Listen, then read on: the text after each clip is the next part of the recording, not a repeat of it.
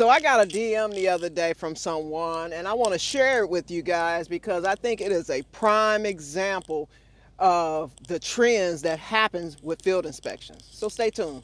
You see, she's been doing field inspections for about a year now, and she's coming to realize something that I've told you guys from day one. Now, when I say the hardest part about finding companies, that is the legwork that you got to put in. You got to find these companies that is going to pay you what these inspections are worth. And you'll come to realize that by doing the same inspections with two different companies, one company may pay more and the other one pay less. Or one company might have you doing more work and getting paid the same amount that you would get paid doing less work. So let's quickly read over her message. Says, I have a question for you. I love your videos, by the way. How do you determine if a job is worth it? I recently started with Millennium Inspections. You've made a video on them in the past. They offer training, which is great. However, after taking that training, I realized how much work they expect from each survey. I've been doing jobs for several companies for over a year now, and this is by far has a lot of steps per assignment with similar pay to others that don't have it. They pay $15 per assignment.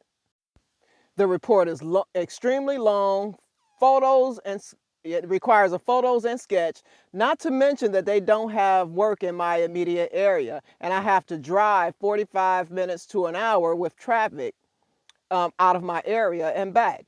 I need an honest opinion from someone who's been doing this for a while. I really appreciate it. I don't know if y'all can see that, but you see, first thing that I said, find another company ASAP. Like I told you guys from day one, the legwork is going to be shuffling through companies and determining what companies is going to work for you in your specific area, because every area is different, every company is different. Some company will pay you less than others for the same amount of work. So it is your responsibility to do due diligence and researching these companies that you're working for. Because I'm going to be honest, guys, I did this. This is how I reached the level that I am today.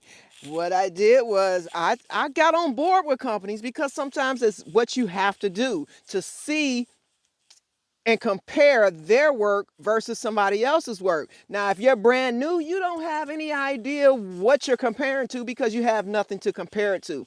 But once you get some experience up under your belt and you work for several companies, you'll begin to notice how some companies are different and some companies are better than others. So you'll begin to decide what companies you want to keep in your pocket and what companies you want to toss away in the trash, because it happens.